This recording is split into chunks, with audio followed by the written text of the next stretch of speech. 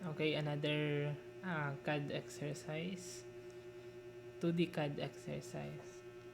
So, kapag gumagawa tayo ng ganito, lagi nating simulan mula dun sa center. Pero kung saan kayo mas nadadalian gawin or simulan yung object, gusto nyo gawin.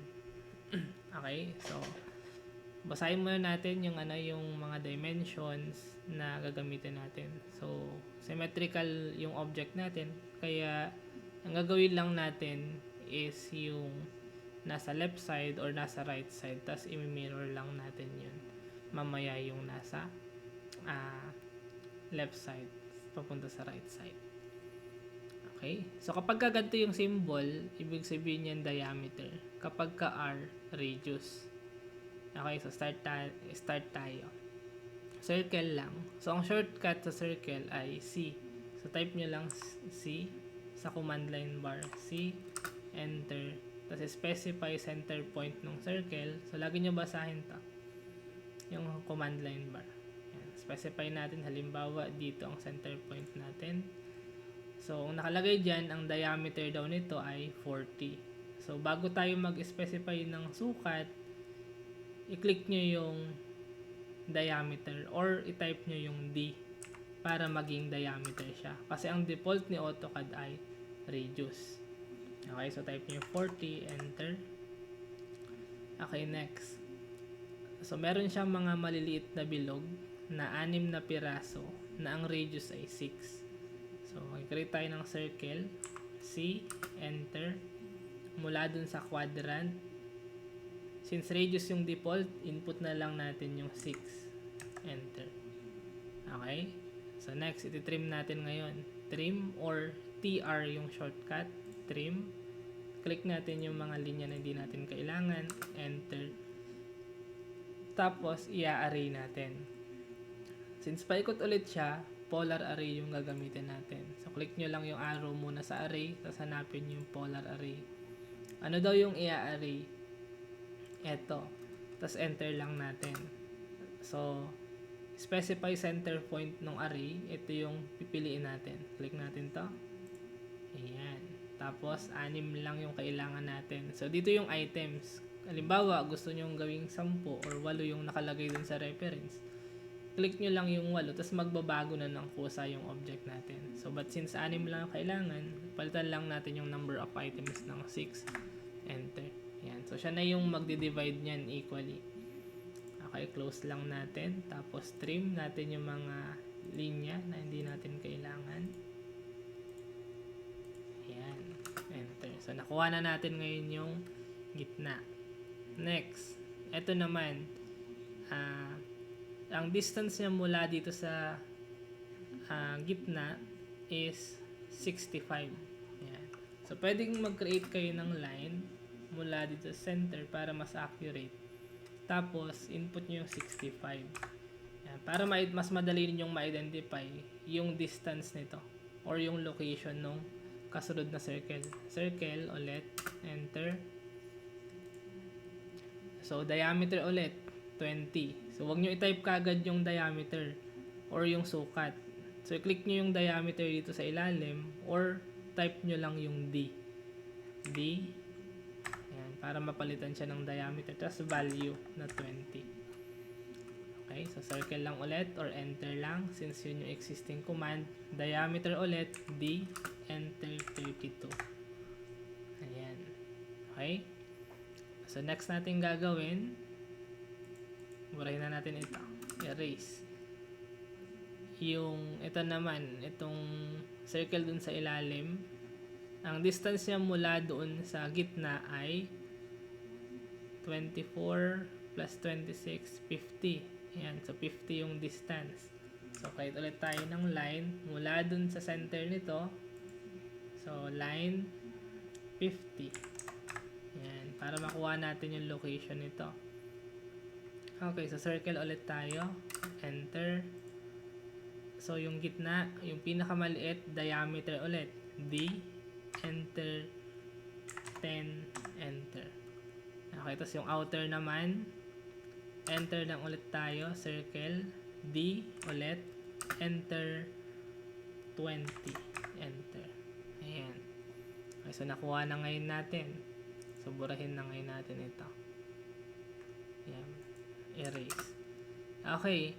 So next natin gagawin is kukunin ngayon natin ito. Ayan. Itong part na to.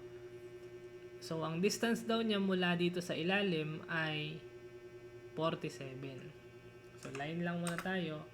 Mula daw dito sa pinakababa, ang distance niya ay 47. Enter. Tapos pataas ay 24. Ayan. So yung mga sukat nito, siya yung nag-identify ng location ng mga bawat part. So circle lang ulit tayo, enter. Ayan. So ang laki nito ay radius nakalagay. So kapag ka radius, i-type na lang natin kagad yung sukat. So radius 7, enter. So ito siya.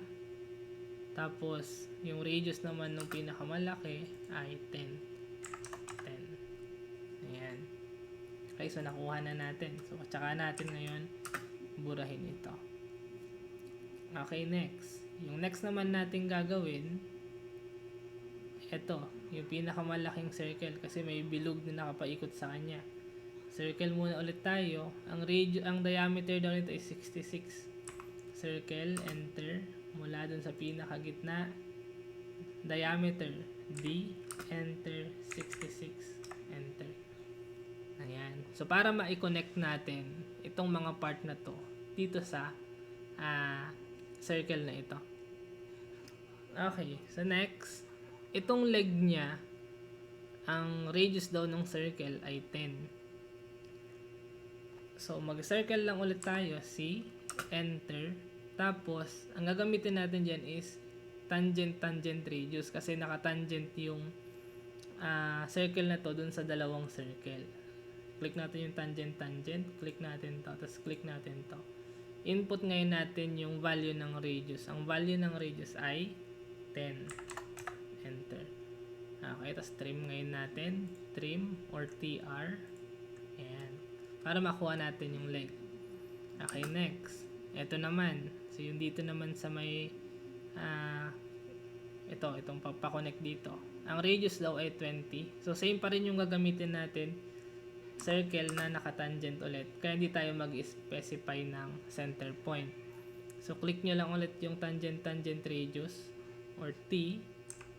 And enter. Tapos, click nyo lang ito.